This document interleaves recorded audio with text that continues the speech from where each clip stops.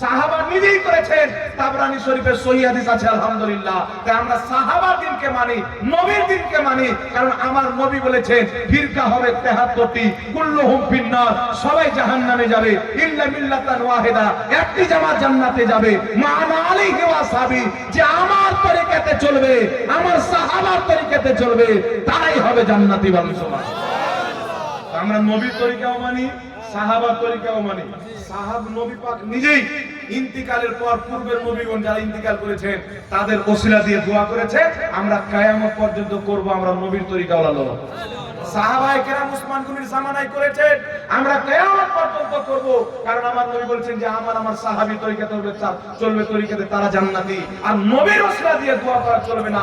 আমি 100% চ্যালেঞ্জ করে বলি, এটা ইহুদির আকীদা হতে পারে, কোন মুসলমানের হতে পারে না, কোন মুসলমানের আকীদা হতে পারে না। আর কিয়ামতের সকাল পর্যন্ত এ বাংলা না, সারা পৃথিবীতে কোন মৌলবি জন্ম হয়নি যে নবীর ওসিলা নেওয়াকে নাজায়েজ বা হারাম প্রমাণ করতে পারবে, শিরক প্রমাণ করতে পারবে, কাউরে ক্ষমতা হয় না। আরেকটা বক্তা বেরিয়েছে না, ডক্টরি করতে করতে বক্তা হয়ে গেছে জাকির নায়েক সাহেব। ডক্টর জাকির নায়েক বলছে কুরআন পাকে 25টি আয়াত আছে ওসিলা হারাম। একটি আয়াত দেখান তো ভাই, একটি আয়াত দেখান। শ্রীলঙ্কার মাটিতে ডক্টর সাহেবের কাছে আপনার হাফিজ এহসান কাদরি সাহেব পাকিস্তানে গিয়েছিলেন যে স্যার আপনি বলেছেন 25টা আয়াত আছে কোরআন পাকে ওসিলা হারাম, প্লিজ ওয়ান আয়াত, একটা আয়াত দেন। বলেছেন ইমেলে পাঠিয়ে দেব। আজ পর্যন্ত ইমেলে পাঠাচ্ছে নাই, তো কি করে পাঠাবে? কারণ কোরআন পাকে ওসিলা নেওয়া হারাম বলে কোন আয়াত নাই, ওসিলা নেওয়া বলে আয়াত আছে। আল্লাহ বলেন ইয়া আইয়ুহাল্লাযীনা আমানুত্তাকুল্লাহা ওয়াত্তাকু ইলাইহিল ওয়াসিলা, ঈমানদার আল্লাহকে ভয় করো, আল্লাহর নিকটে ওসিলা পেশ করো। সুবহানাল্লাহ। তখন এই মানুষকে কি গোমরাহ করে জানেন? বলেন নিজের আমলের ওসিলা। তখন বাপের দিন প্রচার করবে, নামাজের ওসিলা লাও, রোজার ওসিলা লাও, হজের ওসিলা লাও, যাকাতের ওসিলা লাও। আচ্ছা আপনারা বলেন তো বাবজি, সবারই নামাজে আল্লাহ দরবারে কবুল গ্যারান্টি দেখে বলতে পারবেন? আমার হজ যে কবুল, যাকাত যে কবুল বলতে পারবেন? তো যে আমল কবুল না আছে কিনা গ্যারান্টি নাই, ওয়ার ওসিলাকে যাই বলছে যে মুস্তাফার প্রত্যেকটা চরিত্র আল্লাহর দরবারে কবুল, যে মুস্তাফার প্রত্যেকটা ব্যবহার কবুল, যে মুস্তাফার প্রত্যেকটা কথা কবুল। আর তার চাইতে বড় ওসিলা না নামাজ হতে পারে, না রোজা হতে পারে, না হজ যাকাত হতে পারে। আল্লাহর দরবারের সবচাইতে বড় ওসিলা মুহাম্মদ রাসূলুল্লাহ।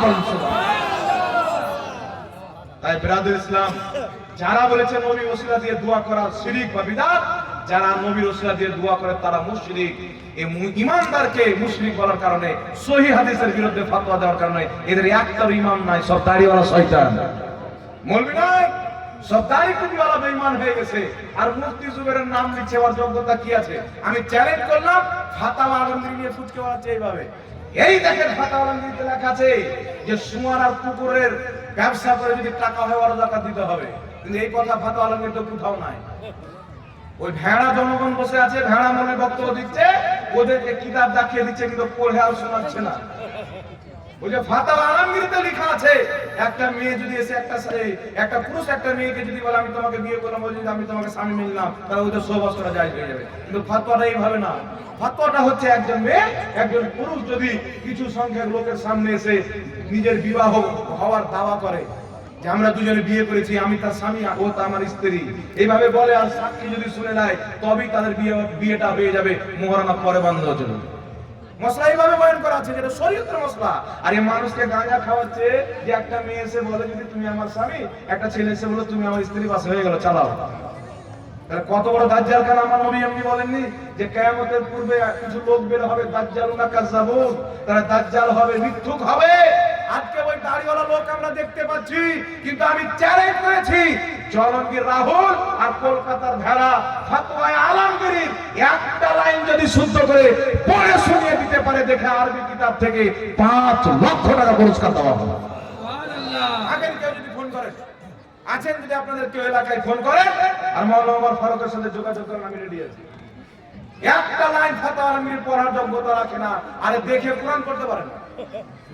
হাদিস বলছে তো যে কুল্লু মুসলিম খামরুন হারাম।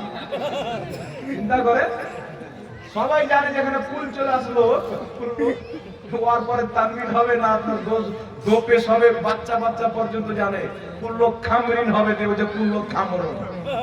যার হাদিস পড়ার ঢং নাই, কুরআন পাক পড়ার ঢং নাই, এই গাধা আবার ওদের সবচেয়ে বড় লেকচার রাহুল বেরাদা, মানে কোথায় পড়েনি নাম কি দিবে।